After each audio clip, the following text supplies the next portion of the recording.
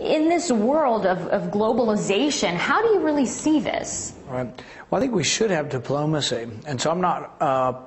Don't have a problem with being part of international groups that talk with each other. I enjoyed it, but I think you have to win one race at a time, and right now our sights are set on winning the U.S. Senate race and trying to represent Kentucky in the United States Senate. Would you have voted for the Civil Rights Act of 1964? I like the Civil Rights Act in the sense that it ended discrimination in all public domains, and I'm all in favor of that. But? You had to ask me the but. I don't like the idea of telling private business owners. I abhor racism. I think it's a bad business decision to ever exclude anybody from your restaurant. But at the same time, I do believe in private ownership. But I think there should be absolutely no discrimination in anything that gets any public funding. And that's most of what the Civil Rights Act was about, to my mind. Talk about an underground electrical fence. What is that about? Well, I think that would be one way, and I've recently been talking also more about satellite observation. They say you can sit out in front of the store here with a newspaper, and a satellite can read the headline on your newspaper.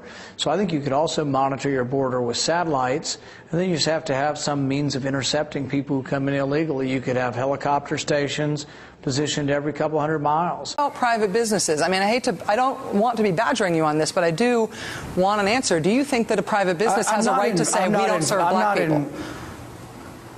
I'm not in favor of any discrimination of any form. I would never belong to any club that excluded anybody for race. We still do have private clubs in America that can discriminate based on race. But I think what's important about this debate is not getting into any specific gotcha on this, but asking the question, what about freedom of speech? Should we limit speech from people we find abhorrent? Should we limit racists from speaking? I don't want to be associated with those people, but I also don't want to limit their speech in any way in the sense that we tolerate boorish and uncivilized behavior, because that's one of the things freedom requires, is that we allow people to be boorish and uncivilized, but that doesn't mean we approve of it. I think the problem with this debate is by getting muddled down into it, the implication is somehow that I would approve of any racism or discrimination, and I don't in any form or fashion. But isn't being in favor of civil rights but against the Civil Rights Act a little like saying you're against high cholesterol but you're in favor of fried cheese? I mean, and the Civil Rights Act was the federal government stepping in to protect civil rights because they weren't otherwise being protected. It wasn't a hypothetical. There were businesses that were saying black people cannot be served here, and the federal government stepped in and said, no, you actually don't have that choice to make. The federal government is coming in and saying you can't make that choice as a business owner. Which side of that debate would you put yourself on? In the totality of it, I'm in favor of the federal government being involved in civil rights. And that's, mostly what the Civil Rights Act was about. And that was ending in... Consequently, there were shortages, there were lines, but also consequently, the engine of socialism was weaker than the engine of capitalism. So we were able to outspend the Soviet Union during the Cold War, but we did so because we had the engine of capitalism. We must never forget that. It is the engine of capitalism that won the Cold War, and it is the engine of capitalism that provides a great amount of humanitarian aid to not only our country but around the world. I titled my speech today, "Who Killed the Constitution? How did we let it die? And can it be resuscitated?" When Ben Franklin walked out of the Constitutional Convention, the people gathered asked, "What have we gotten?" They weren't sure if we'd gotten a monarchy or a democracy or a republic. And Ben Franklin said, "It's a republic if you can keep it."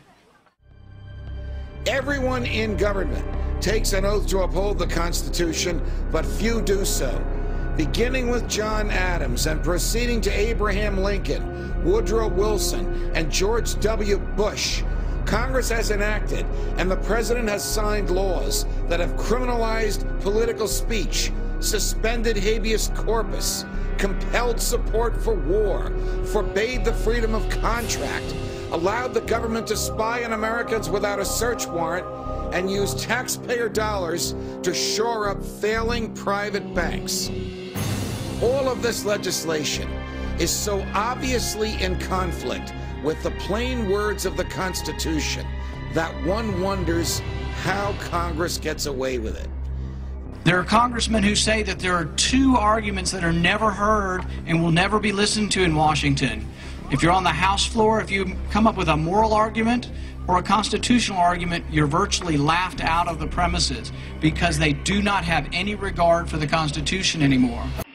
And what needs to happen is that the citizens of Kentucky, they should start voting for one, but for the overall vision, the citizens of Kentucky need to start respecting their truth tellers and their whistleblowers, such as Bradley Manning and Gatewood Galbraith and Ron Paul and Dennis Kucinich, Ralph Nader, Cynthia McKinney, Noam Chomsky, Howard Zinn, Karl Marx.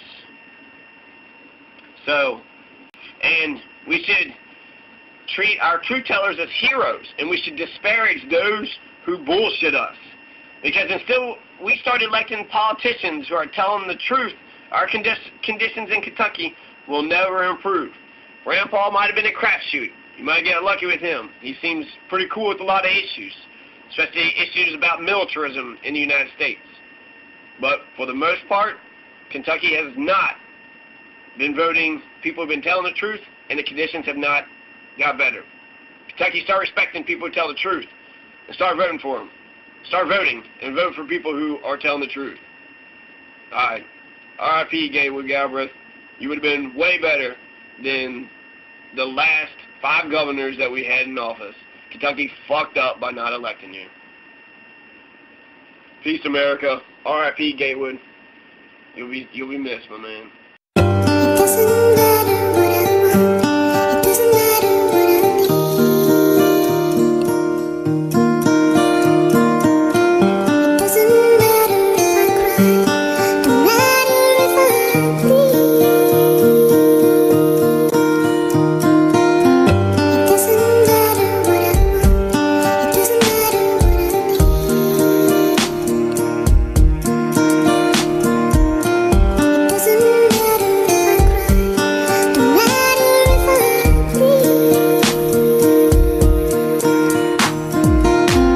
It doesn't matter what I want. It doesn't matter what I need. If you've made up your mind to go, I won't beg you to stay. I'm tired of being poor, I'm not gonna take this shit no more. Yesterday I choked a bloke for some rope because I'm motherfucking broke. But even the toughest bros can't stand up to asbestos. We men are being chimps when we should be bonobos. It's time to revolute and start blazing those who are tasing, just like the Haitians. It's time to engage, son. Join in on the fun, loot a store and blame it on class war. Get some clothes, food, and a car by any means necessary. It's time for you to get large, barge of the targe, and charge of the sarge. It's time for you to get grown. I'm resurrected Fred Hampton, and you smacking out some hambo. What insanity are you on? How long have you been gone? You think you're James Bond and Tron, but really you're just an Uncle Tom hiding a bomb underneath his own goddamn lawn. It doesn't matter what I want. It doesn't matter what I need. You know you already died, and that's why you're taking them all down with your evil fucking lies. America's all political and biblical, and yet somehow there's fucking expendable, identical, cynical. Capitalists have shitloads of tentacles.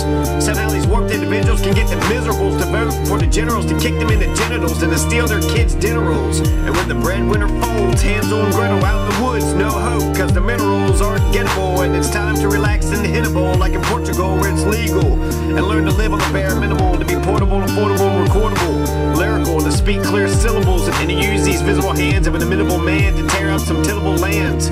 Kentucky got too many rands, and if you think I'm billable, then I think you're killable. And I'ma make you a symbol, a pinnacle, an apex steeple. It's time for political upheaval. If I want the capital to be pushing up daffodils, how little in the fuck about you do you think I feel? We need to dig deep within our souls and get in touch with our inner seminal. 2012 is going to be pivotal. We've got to be able to spit out vitriol, be unabashed as Rash Limbaugh's white trash, and not be scared to be called outcast. Get some goals, don't do as you're told, break out of your mold, time to be bold. Don't withhold, it's time to explode. Look within yourself, Louisville. Look at all the blight, and the white flight, and the gripe, and the mountain heights, and all your motherfucking might. Tonight, it's time to light a firelight, to save the kites, to inspire extreme fright for the far right, so they fall off their bikes on their beehives and 10,000 knives with their head on a pike. Mick, Hick, and Spick all fell in the ditch, and Mitch Mott, Mitt Mott, flip-flop, click-clock, Newt the Gook in a suit, eating too much food, getting the boot, no prudent, he's gonna lose, and that's when he'll sue, and once again, it'll be up to the Supreme Court to choose. Sorry, my friends, there ain't no promised land. Thanks anyway, MLK, perhaps some other day.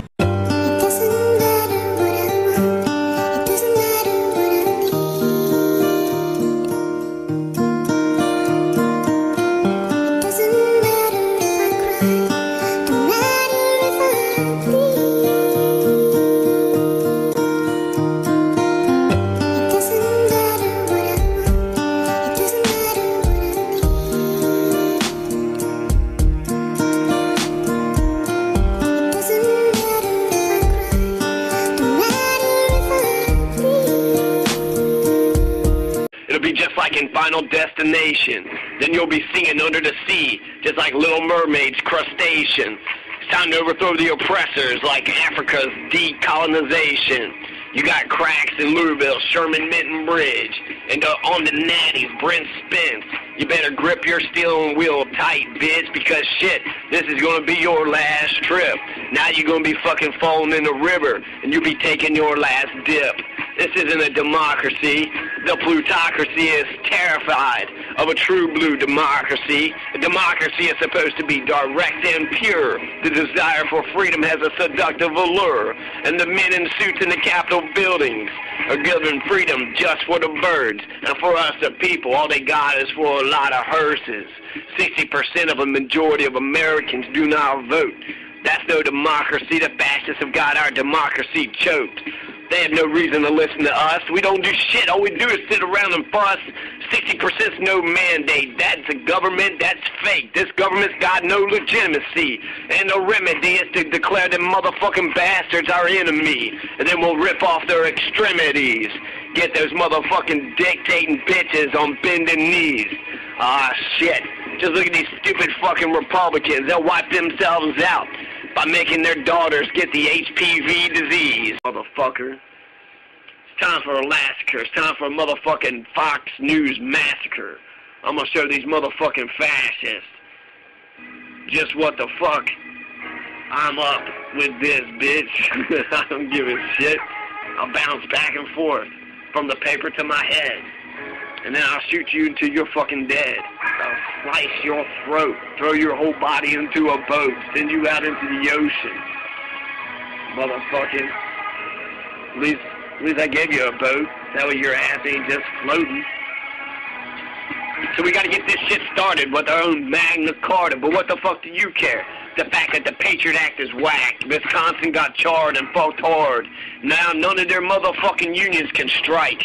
That ain't right. What's the point then? Evidently Americans love being stripped of their motherfucking rights.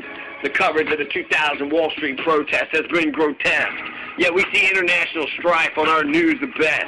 There's Egypt and Algeria, Yemen, Morocco and Syria, Moldova and Tunisia.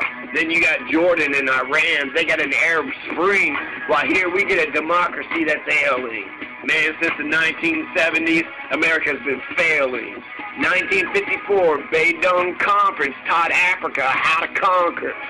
And it finally figured out right that America's enemy was white.